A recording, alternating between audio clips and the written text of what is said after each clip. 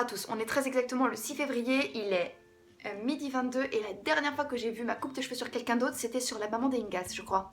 Bonjour, aujourd'hui j'ai très envie de vous insuffler l'envie d'exploiter à pleine balle votre potentiel et je vais vous expliquer exactement comment faut faire. Et quand je parle de potentiel, je parle du potentiel dans tous les domaines de votre vie. Mais pour vous expliquer mon point de vue, je vais tout d'abord vous raconter une anecdote. La dernière fois je déjeunais avec une copine et des fois avec mes copines on se pose un peu des questions cheloues. Et parmi les questions bizarres qu'on s'était posées, il y en avait une qu'on s'était posée, c'était et si demain je me réveillais catapultée dans une autre vie, dans un autre corps, dans une autre région, si demain je me retrouvais catapultée dans une vie complètement différente de la mienne. Donc bah là par exemple, je suis genre une jeune auteure et coach, parisienne, brune, de 60 kg, avec des cuisses de 3/4 d'équipe de France de rugby. Bon, bah si demain je me réveillais dans le corps de Josiane, hôtesse de caisse du Carrefour Market de Melun, 45 ans, des yeux bleu piscine et un début de coupe rose dure, mon petit verre de vin quotidien devant le JT de TF1, bah si pour l'exercice j'avais conservé ma personnalité et mes capacités, bah il est de grandes chances pour qu'à terme, je finisse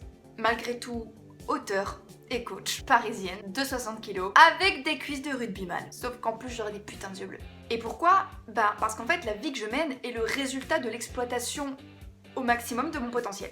Je peux largement mieux faire, on peut toujours mieux faire et je ne prétends certainement pas me poser en exemple, on est d'accord là-dessus. Mais quoi qu'il en soit, mon point de départ a une importance toute relative quant à ma capacité à atteindre mon point B. Même si aujourd'hui j'ai pas encore tout à fait l'impression d'être arrivée, mais l'aurai-je un jour, ça je ne sais pas. Ce que je veux vous expliquer, c'est que vous pouvez me déplacer, me faire prendre toutes les formes que vous voulez et me poster à n'importe quel endroit du globe. Tôt ou tard, je finirai au même endroit. Et moi, je pense qu'il y a une sacrée bonne nouvelle à dégager de tout ça. Bah la première, c'est que mes copines sont aussi starbées que moi et quelque part ça me rassure. Et l'autre, c'est qu'au final, vous êtes les seules personnes capables de savoir ce que vous voulez faire de votre potentiel et de la manière dont vous voulez l'exploiter. Et cela signifie aussi que quelque part, il n'y a pas beaucoup de place dans la vie pour le déterminisme. Vous êtes les seules personnes capables de déterminer les limites de votre potentiel. Et moi, aujourd'hui, j'ai envie de vous apporter des pistes pour l'exploiter pleinement. Alors, aujourd'hui, je vous annonce,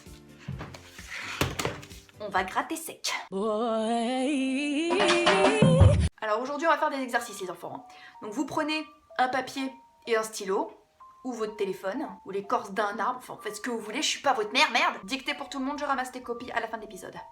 Alors tout d'abord, il faut comprendre une première chose, c'est que développer son potentiel, ça veut à la fois tout et rien dire, et ce n'est pas qu'un terme fumeux de dev perso que tu peux déclamer en conférence avec un micro pour faire applaudir. Je pense sincèrement que pour développer efficacement ton potentiel, il faut savoir à quoi il va te servir. Donc dans un premier temps, je vais vous demander de déterminer ce que l'on va appeler des points B. Donc les points B sont des objectifs à court, moyen ou long terme. Donc ça peut être courir un 10 km, se fabriquer un corps de rêve, devenir chanteur de rap, ou le nouveau Cyril Lignac, c'est comme vous voulez. Ensuite, vous allez faire deux listes. La première, c'est la liste de toutes les ressources dont vous disposez déjà. Et allez-y quoi, on n'est pas là pour être modeste, ok ? N'ayez absolument pas peur de choper un melon comme sur votre papier. Vraiment, on est là pour ça. C'est votre moment. S'il y a bien un moment où vous devez vous dire à quel point vous êtes beau, intelligent, sexy, drôle, talentueux, bonne, avec une incroyable paire de fesses, c'est maintenant. Donc, parmi les ressources dont vous disposez, il y a votre état de santé, qui peut être par exemple excellent, toutes vos compétences professionnelles,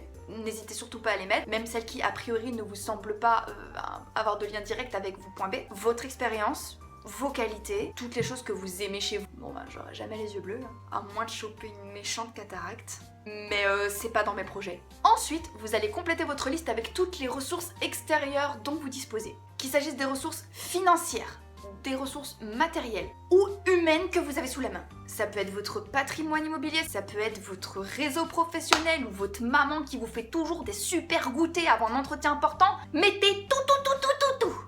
Et n'hésitez pas à revenir sur cette liste et à la compléter au fil des jours. Il y a de très grandes chances pour que vous soyez surpris de tout ce que vous avez à portée de main. Et vous allez à terme vous rendre compte que vous disposez du kit complet pour conquérir le monde. Le but de cet exercice est d'avoir une vue d'ensemble de ce que vous pourriez utiliser et de mieux voir comment est-ce qu'à terme vous pourriez l'utiliser.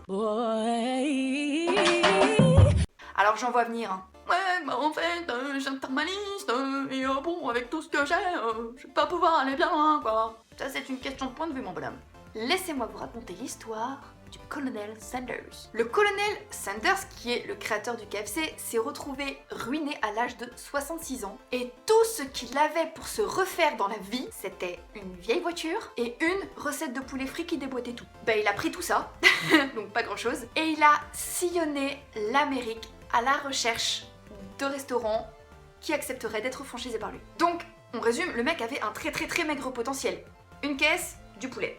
Mais les exploiter à balles. Alors si un vieux schnock à moustache pauvre a pu bâtir un empire avec une vieille caisse et une recette de poulet, tout vous est possible, ok? La deuxième liste, c'est la liste des choses que vous pourriez acquérir ou que vous pourriez développer avec de l'effort et du travail pour acquérir vos points B. Je ne dirais pas que c'est la liste de tout ce qui vous manque, mais on n'est pas très loin. Donc ça peut être par exemple vous former à un métier, prendre des cours de danse, changer d'alimentation, vous mettre au théâtre, faire des économies. Et je suis vraiment désolée de vous l'annoncer, mais en général le talent c'est 75% d'entraînement au minimum. Si vous regardez attentivement les gens qui explosent tout dans leur domaine, vous vous rendrez compte qu'ils sont en plus d'être doués, des monstres de travail. Et donc, la dernière étape pour se fabriquer une vie à la mesure de votre potentiel, c'est de faire des efforts. Mais et c'est ça qui est cool, c'est que si vous aimez ce que vous faites, vous n'aurez pas vraiment l'impression de travailler. Par exemple, à mon tout petit niveau, je peux vous dire que quand je prépare mes vidéos, j'ai clairement pas l'impression de bosser. J'écris depuis toujours et je suis une fondue de dev perso. Alors,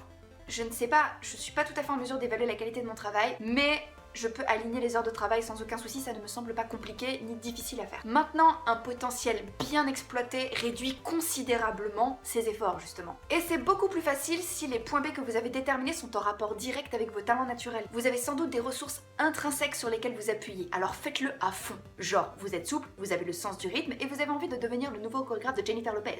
Bonne chance. La route sera longue, mais c'est possible. Cette vidéo est terminée, j'espère qu'elle vous aura donné des clés pour mieux exploiter votre potentiel et qu'elle vous aura en plus donné un petit supplément motivation. J'ai pas fait la pom-pom girl en fin de vidéo parce que je suis encore un petit peu malade, mais le cœur y est, je vous envoie plein de bisous.